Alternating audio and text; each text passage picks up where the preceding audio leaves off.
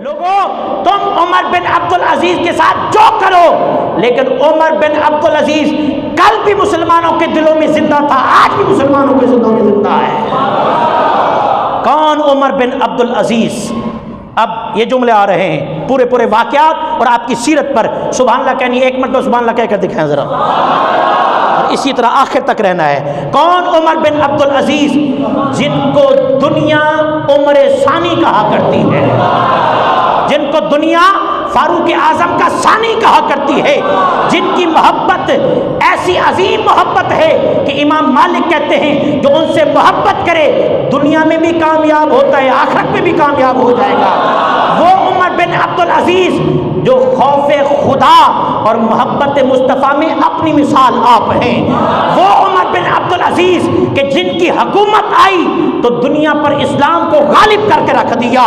کون عمر بن عبدالعزیز کہ جن کی حاکمیت ملی تو خوش نہیں ہوئے، ڈھول نہیں بجائے اور ڈانس نہیں کیا، بلکہ رب کی بارگاہ میں گڑ گڑائے، سجدے میں سر رکھا اور خوف خدا سے رونے لگ گئے۔ وہ عمر بن عبدالعزیز کہ جن کی عبادت کو دیکھیں تو عابدوں کے سردار نظر آتے ہیں، جن کی عبادت کو دیکھیں تو عابدوں کے سردار نظر آتے ہیں، جن کے تقوی کو دیکھیں تو متقین کے قائد نظر آتے ہیں، جن کی تلاوت کو دیکھیں تو قاریوں کے امام نظر آتے ہیں، اور جن کے علم کو دیکھیں تو علماء کے استاذ نظر آتے ہیں۔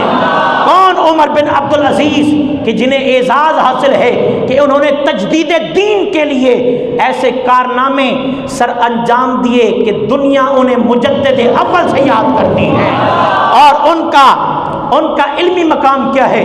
آج کل تو لوگ ایسے حکمران ہیں کہ جنہیں سورۃ فاتحہ نہیں آتی، سورۃ اخلاص نہیں آتی، جنہیں قرآن پڑھنا نہیں آتا اور دعائیں قنوت نہیں آتی، اور علماء پر بھونکتے ہیں، زبان درازی کرتے ہیں، باتیں کرتے ہیں۔ لیکن عمر بن عبدالعزیز کا مقام کیا ہے؟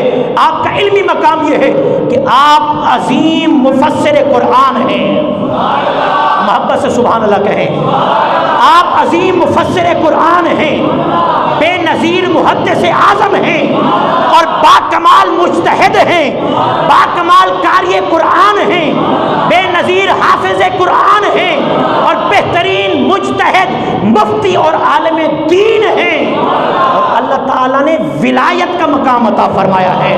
اور ایسے حکمران ہیں کہ آپ کا دور خلافت حضرت ابو بکر، حضرت عمر، حضرت عثمان کے بعد آپ کو خلیفہ راشد کے نام سے یاد کیا جاتا ہے۔